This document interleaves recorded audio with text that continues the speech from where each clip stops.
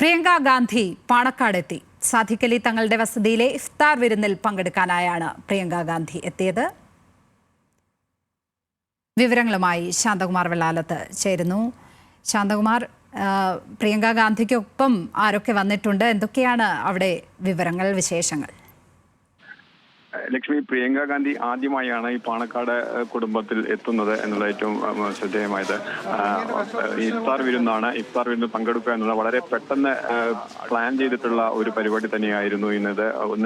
ഒരു 3 മണിക്ക് ശേഷം മാത്രമാണ് ഈ പ്രിയങ്ക ഗാന്ധി പാണക്കാട്ടേക്ക് വരുന്നുണ്ട് എന്നുള്ള കാര്യം പറയുന്നത്. 3 ദിവസമായി പ്രിയങ്ക ഗാന്ധി കേരളത്തിലുണ്ട്. വയനാട് ലോക്സഭാ മണ്ഡലത്തിൽ വിവിധ പരിപാടികളിലായിരുന്നു. ഇന്ന് ഏറ്റവും അവസാനത്തെ പരിപാടി, ഷെഡ്യൂൾ പ്രകാരമുള്ള പരിപാടി ഇന്ന് അവസാനം 4 മണിക്ക് വണ്ടൂരിലായിരുന്നു. ആ പരിപാടി കഴിഞ്ഞതിന് ശേഷമാണ് ഇപ്പോൾ പാണക്കാട് സാദിഖ് അലി ശിഹാബ് തങ്ങളുടെ വസതിയിലെത്തിയിരിക്കുന്നത്.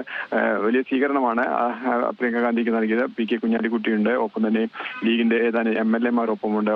DCC president VS Joy, Aryadan Shoukath, അതുപോലെ മുതിർന്ന നേതാക്കന്മാർ എല്ലാവരും, ലീഗിന്റെ സംസ്ഥാന സെക്രട്ടറി PMS സലാം ഉൾപ്പെടെയുള്ള മുതിർന്ന നേതാക്കന്മാർ എല്ലാവരും പ്രിയങ്ക ഗാന്ധിയെ സ്വീകരിക്കുന്നതിന് വേണ്ടി ഇവിടെ ഉണ്ടായിരുന്നു.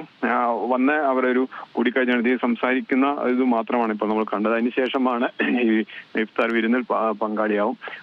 തുടർന്ന് അതിനുശേഷം ഇന്ന് തന്നെ ഡൽഹിക്ക് തിരിച്ചു പോകുന്നതാണ് പ്രിയങ്ക ഗാന്ധിയുടെ ഷെഡ്യൂൾ ഉള്ളത്. ലക്ഷ്മി.